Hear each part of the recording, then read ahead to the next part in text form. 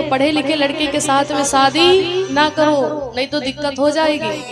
विवाह तो हो जाएगा, लेकिन पता चलता है आपके जो दामाद जी हैं वो बहुत पढ़े लिखे हैं और बिटिया को साइन करना भी नहीं आता है, लिखना भी नहीं आता है, तो होगा क्या, विवाह तो हो जाएगा, लेकिन विवाह के बाद में जब तुम्हारी बिटिया रानी जब अपने ससुराल जाएंगी तो तुम्हारे दामाद जी तुम्हारी बिटिया से साहब से कहेंगे ले आओ वाटर, जाओ वाटर ले आओ, तो तुम्हारी बिटिया जो है ना वो टमाटर लेकर के जाएंगी, वो वाटर मंगाएंगे, ये टमाटर लेकर के जाएंगी, ये दिक्कत होगी। इसलिए शादी जो है ना, शादी विवाह हमेशा जोड़ में करना चाहिए। एक लाइन मैंने पढ़ा था कहीं से, आपको मैंने सोचा सुना ही दूं,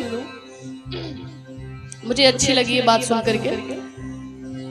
देखिए कहते जब शादी देखने के लिए, रिश्ता देखने के लिए जाओ बिटिया का, आप लोग रिश्ता देखने के लिए जाते हैं ना बिटिया का, बहन का, तो कुछ याद करो या ना करो, लेकिन हमेशा 5 अक्षर याद करके जाना, तो कभी शादी में फंसोगे नहीं, कभी भी नहीं फंसोगे। वो कौन से अक्षर हैं जो हम लोग बचपन में पढ़ते थे? का से कबूतर, खा से खरगोश, गा से गमला, घा से घड़ी, अंगा खाली। जब बिटिया की शादी देखने जाओ, रिश्ता देखने जाओ, तो हमेशा यही 5 अक्षर याद करके जाना, तो कभी शादी में फंसोगे नहीं। अब पूछो ये 5 अक्षर क्या है? देखो जब शादी देखने के लिए जाओ, रिश्ता, तो पहला अक्षर क्या है? का, पहला है का। तो का से कबूतर आज नहीं होगा। क्या होगा जब रिश्ता देखने के लिए जाओ? तो का से आपको लड़का का कारबार देखना है। जो लड़का है जिसके यहाँ तुम रिश्ता देखने जा रहे हो, का से देखो कारबार। लोग कहेंगे ना कितना कारबार है तुम्हारे यहाँ, कुछ कारबार है कि नहीं है? कारबार ये दुकानें उकानें कुछ है कि नहीं है? तो का से देखो कारबार। और फिर क्या है? खा।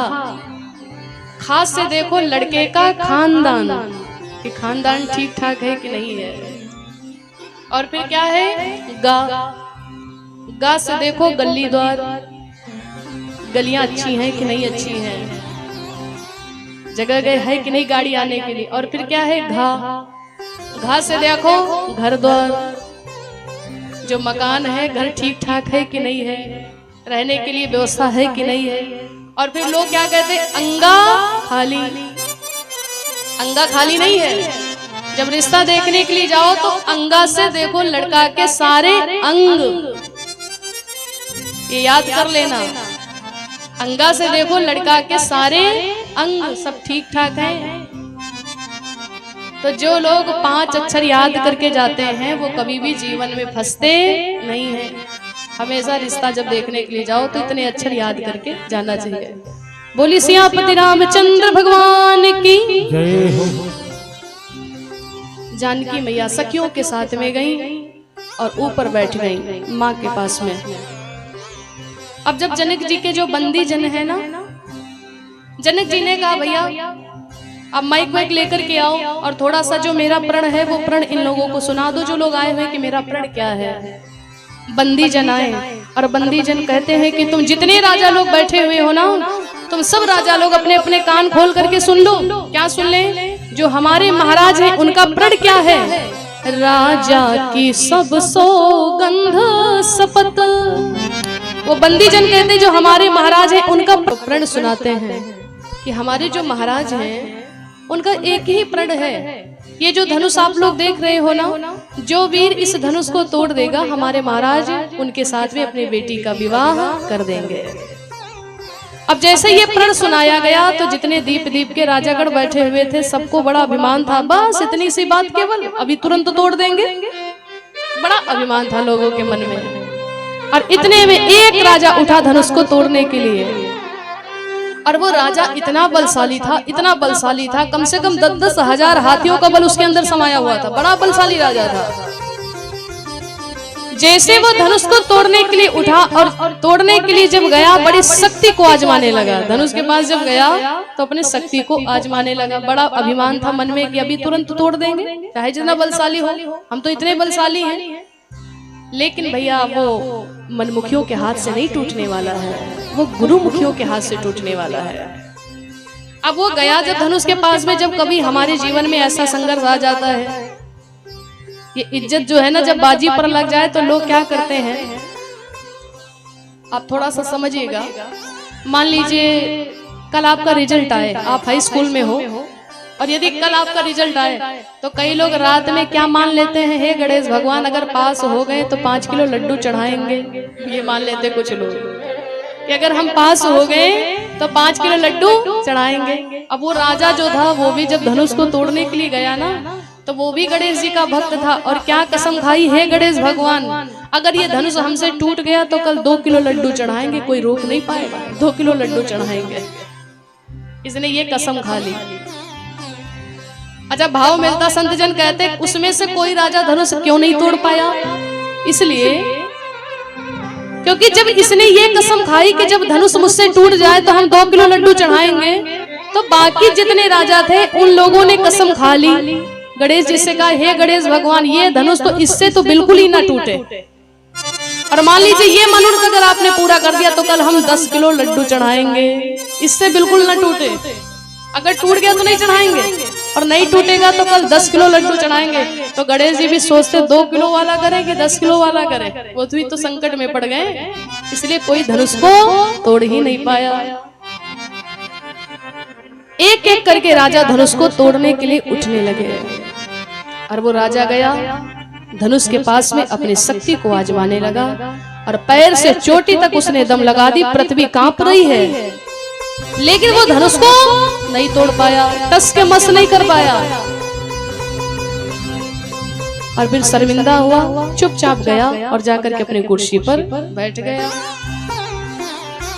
अब जब ये बैठ गया तो दूसरा राजा सोचने लगा कि जब ये नहीं तोड़ पाए तो हम भी नहीं तोड़ पाएंगे, ये तो भाई हमसे ज्यादा बलशाली थे, फिर भी चलो चलते तो हैं। अब दूसरा राजा खड़ा हुआ उस धनुष को तोड़ने के लिए, उस धनुष के पास में गया, अपनी समस्त शक्ति को आजमाता है, लेकिन वो भी धनुष को टस के मस नहीं कर पाया। तीसरा राजा उठा, वो भी नहीं तोड़ पाया, चौथा उठा, वो भी नहीं तोड़ पाया। इसी प्रकार से सब हारते हुए जा रहे हैं, और जैसे जैसे ये हारते जा रहे हैं तो महाराज जनक जी की धड़कन बढ़ती हुई जा रही है।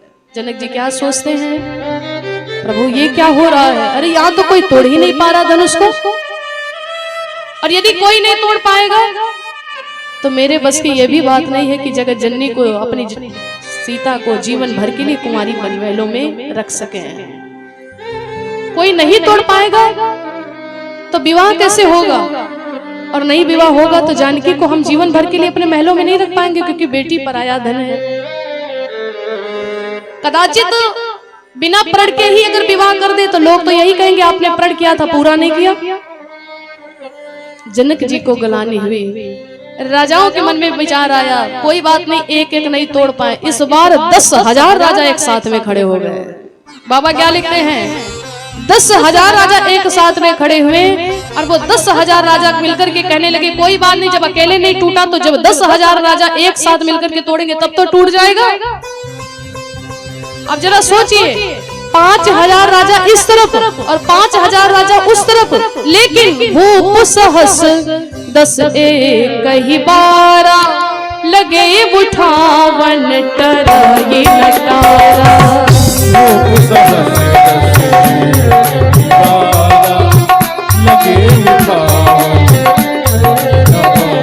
बाबा कहते हैं भूप माने राजा, साहस माने 1000, 10,000 राजा एक साथ में उठ करके खड़े हो गए कि हम लोग तो तोड़ लेंगे, लेकिन वो धनुष टस के मस नहीं हो रहा है। किस प्रकार से, जैसे डगई न संभो सनासन कैसे, डगई न संभो कामी बचन सती मनु जैसे, कामी बचन उस धनुष के ऊपर कोई प्रभाव इसका नहीं हो रहा। कैसे नहीं हो रहा, जिस प्रकार से कोई पतिव्रता स्त्री हो और उस पतिव्रता स्त्री के सामने कोई कामी पुरुष कोई शब्द का उच्चारण करे, परंतु सती के ऊपर तो उसका कोई प्रभाव। 10,000 राजा एक साथ में खड़े हो गए, लेकिन भैया तोड़ने की बात अलग रखो। बाबा कहते हैं लागे उठावन टराए नटारा, कोई नहीं तोड़ पाया। अच्छा, ये क्यों नहीं तोड़ पाए, क्योंकि जब 10,000 राजा एक साथ में धनुष तोड़ने के लिए खड़े हुए ना, तो एक राजा उसमें से कहने लगा भैया पहले थोड़ा सा हम लोग विचार कर ले इस बात का, क्या विचार कर ले? एक राजा कहने लगा 10,000 राजा मिलकर के धनुष तोड़ेंगे, मान लीजिए अगर धनुष टूट भी जाए तो जानकी जी तो अकेली हैं, जो सीता है वो तो अकेली है, और तोड़ने वाले 10,000। तो ये विचार करो कि सीता जी रहेंगे किसके पास में, ये भी तो विचार कर लो। तो उसमें से एक राजा कहने लगा 10 राजा मिलकर के धनुष को तोड़ेंगे, अगर धनुष टूट जाएगा तो धनुष टूटने के बाद में युद्ध होगा, लड़ाई झगड़ा होगा 10,000 राजाओं में, और लड़ाई झगड़ा होने के बाद में जो राजा जीत जाएगा उसके साथ में जानकी जी रहेंगी। अब धरती माता सोचने लगी और देवता लोग सोचने लगे, जहां पर लड़ाई झगड़ा का बातचीत पहले ही चालू हो जाए तो क्या समाज का कल्याण होगा भैया, इसलिए कोई तोड़ ही नहीं पाया। लगे बुझावन टराई नटारा, कोई धनुष को तोड़ नहीं पाया। अब जरा सुनिएगा कथा को कि उस धनुष को तोड़ने के लिए रावण भी गया था। जो लंका का राजा रावण है ना, वो रावण भी धनुष को तोड़ने के लिए गया, लेकिन रावण ने धनुष में हाथ तक नहीं लगाया। बाबा क्या लिखते हैं, धनुष के दाहिने सिरे पर 3 बातें थी, और वो इंग्लिश भाषा में नहीं लिखा था, हिंदी भाषा में नहीं था, संस्कृत में भी नहीं था, ब्रह्म अक्षरों में लिखा था। ब्रह्मा जी ने स्वयं 3 बातें उस धनुष के दाहिने सिरे पर लिख दिया था। वो 3 बातें क्या थी? ब्रह्मा जी ने लिखा था कि ये धनुष पे जो 3 बातें हैं, ये 3 बातें जिसके मस्तक पर होंगी वही वीर इस धनुष को तोड़ पाएगा, बाकी कोई तोड़ नहीं पाएगा। अब वो 3 बातें क्या हैं? रावण जैसे धनुष को तोड़ने के लिए झुकता है तो रावण ने देखा कि धनुष के दाहिने सिरे पर 3 बातें लिखी हैं। वो क्या बातें हैं? पहले नंबर पर यह बात है कि जो वीर इस धनुष को तोड़ेगा उसका 14 वर्षों का वनवास होगा, 14 वर्षों का उसका वनवास होगा। और दूसरी बात, उसकी नारी का हरण होगा, और तीसरी बात, उसके पिता का मरण होगा। वन गमन, नारी हरण, पिता मरण, जिसके मस्तक पर ये 3 बातें होंगी वही इस धनुष को तोड़ पाएगा, बाकी कोई तोड़ नहीं पाएगा। और जब रावण को ब्रह्म अक्षरों का ज्ञान था, वो विद्वान था, ब्राह्मण था, बड़ा ज्ञानी था, ये 3 बातें मेरे मस्तक पर नहीं हैं, लेकिन रावण सोचने लगा जरा एक बार हम चेक तो कर लें कि ये 3 बातें किसके मस्तक पर लिखी हुई हैं।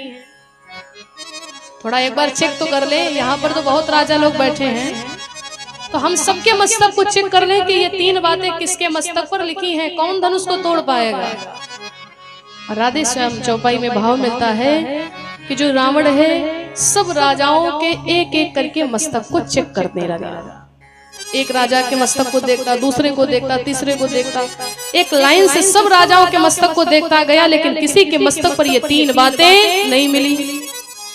जब रावण ने गुरु विश्वामित्र जी के पास में राम